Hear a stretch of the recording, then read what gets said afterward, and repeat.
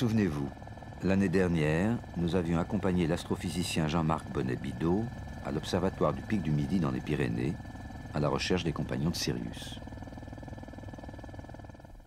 Sirius est l'étoile la plus brillante du ciel, ce qui rend difficile l'observation de son voisinage. En fait, Sirius est une étoile un petit peu particulière parce qu'on sait qu'elle est double. Autour de la grosse étoile Sirius circule un autre petit compagnon qui est très difficile à observer mais dont on sait qu'il existe. Dans cette image de Sirius, prise en 1970, le compagnon est visible en bas à droite, les autres points étant des images parasites.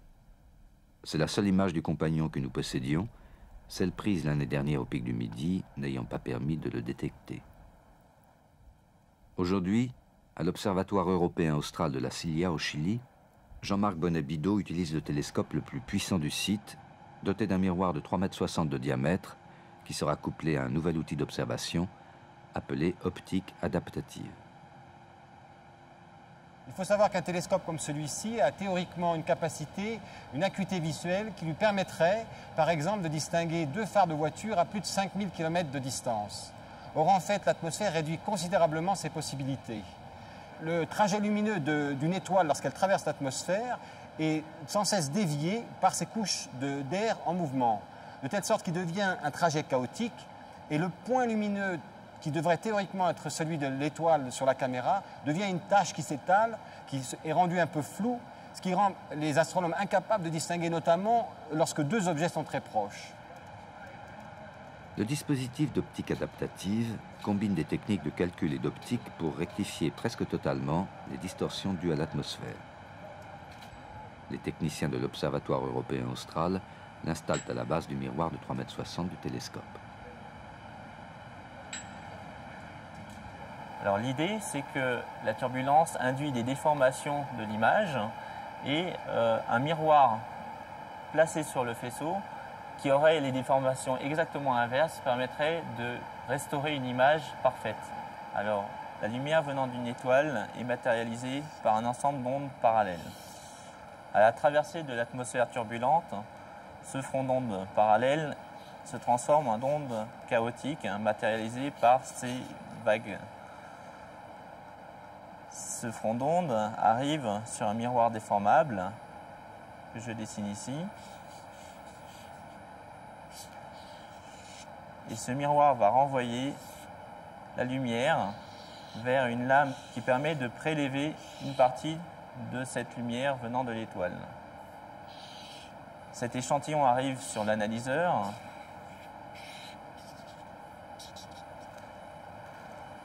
qui va ensuite calculer en temps réel les commandes à envoyer vers un ensemble de pistons situés à l'arrière du miroir déformable, ce qui va entraîner une modification de la courbure locale du miroir, et ainsi on va annuler les déformations induites par l'atmosphère et avoir un front d'onde quasi parfait parallèle.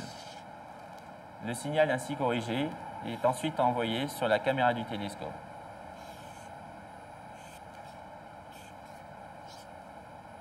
Cette correction en boucle se fait plusieurs centaines de fois par seconde dans l'analyseur, le cœur du système. Le flux lumineux, ici remplacé par un laser, y traverse une matrice de micro-lentilles qui le divise en 32 zones. Voilà ici la matérialisation des 32 zones obtenues à l'aide des micro-lentilles. On voit que chacun des spots a une position relativement aléatoire dans l'image. Cette position permet de déterminer la déformation locale de l'onde lumineuse. Si tout était parfait, chacune de ces tâches serait centrée dans la micro-lentille, au niveau de la position de référence qu'on visualise ici, à l'aide des croix. Et plusieurs centaines de fois par seconde, on va donner une information au miroir déformable pour recentrer.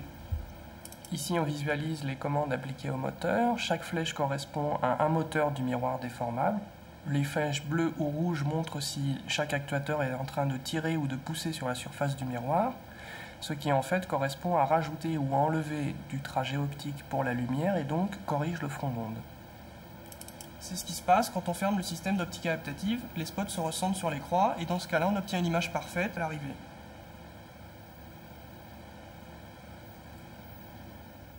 Avant d'observer Sirius, les astronomes règlent l'appareil en le testant sur une région de la constellation d'Orion.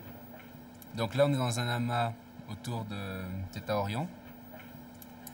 Donc ce qu'on cherche, c'est une étoile, un système double très proche pour montrer l'application de l'optique adaptative. Là, on est dans une des étoiles du trapèze d'Orion, qui est très brillante ici.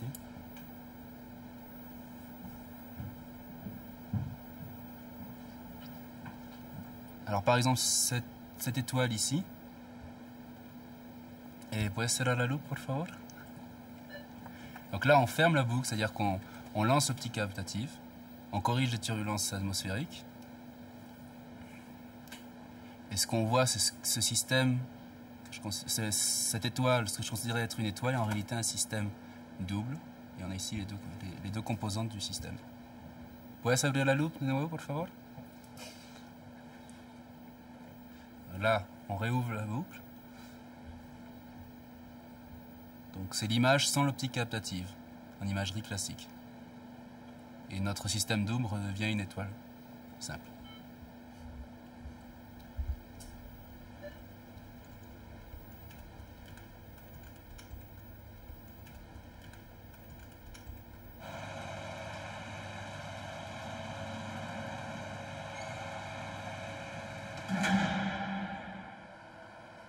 Pour atténuer la grande quantité de lumière provenant de Sirius, les astronomes installent un cache, appelé coronographe, sur le trajet optique du télescope.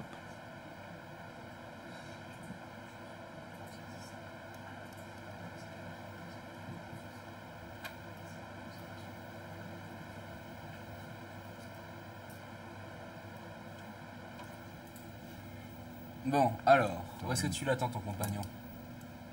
Ah oui, ça c'est une bonne question. Voilà, un diamètre de masse qu'on attend là, dans cet angle de position.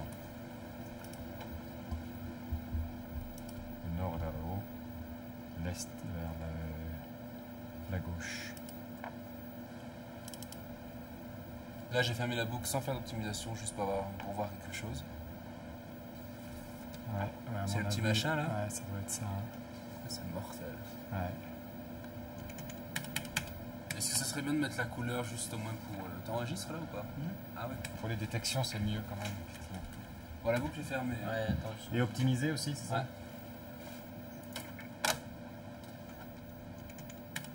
C'est un des résultats les plus spectaculaires de l'image, quoi. C'est qu'effectivement, pour la première fois, on voit le compagnon pratiquement sur l'image brute. Là, on a fait une réduction, mais il était présente sur l'image brute. Et alors, ce qu'il faut bien comprendre, c'est qu'effectivement, elle est à 4 secondes et demie.